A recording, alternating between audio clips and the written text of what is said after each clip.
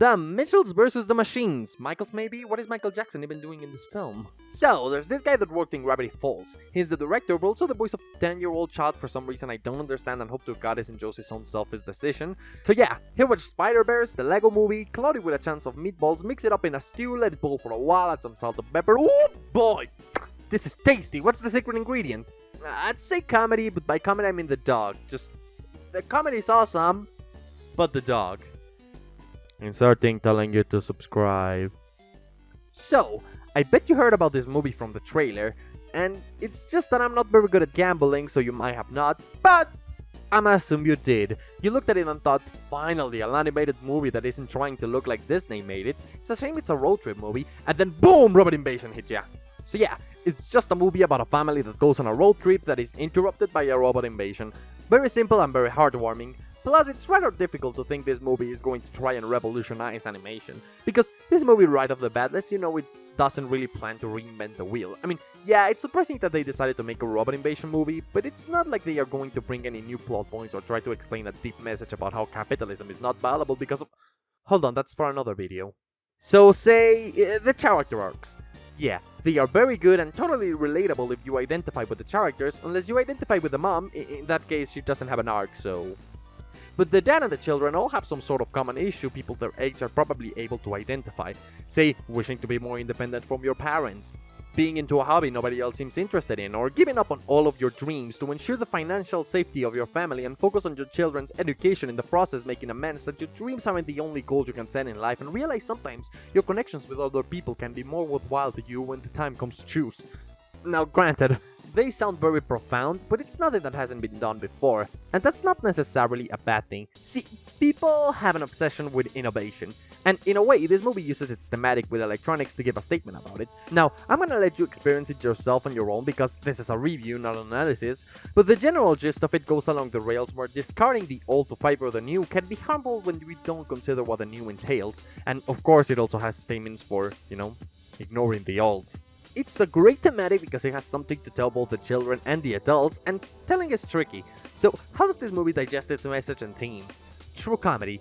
The jokes are absolutely everywhere, non-stop, and with such variation that even if one specific style of comedy isn't your favorite, you'll find something else to laugh about, be it visual gags, puns, references to pop culture. Ha! That's just like my dad.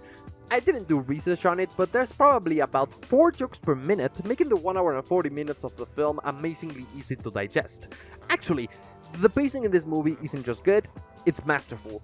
Everything is where it needs to be, nothing goes on for too long and nothing is too short. Imagine the Lego movie but not as convoluted.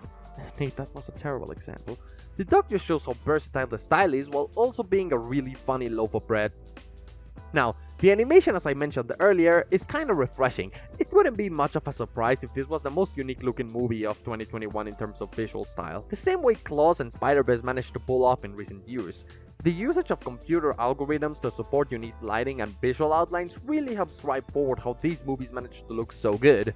In this case, characters have extremely exaggerated facial expressions and shapes, supported by outer outlines on their skin to help them pop out from the backgrounds. Now, the backgrounds are weird because they are clearly 3D, yet at some point in the horizon they become 2D images, and it just drives me insane because I don't know where exactly the change happens. I couldn't sleep last night. This has really affected my functions as a human being.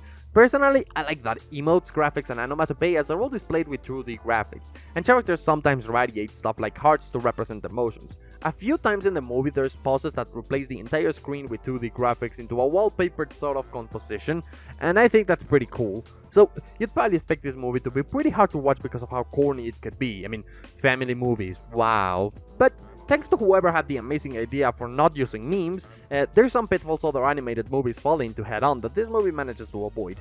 Many movies, like ending with the characters singing a popular song, which always comes off as bland and unauthentic, because, Shrek did it, so everybody else has to do it. Thankfully, this movie manages to make even that delightful. Hey, talking about popular music, I didn't listen to the soundtrack properly. Are you really gonna watch a movie because the soundtrack is good or bad?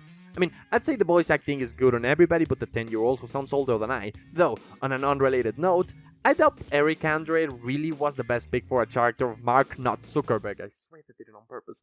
It's almost like stealing people's data and giving it to a hyper-intelligent AI as part of an unregulated tech monopoly was a bad thing.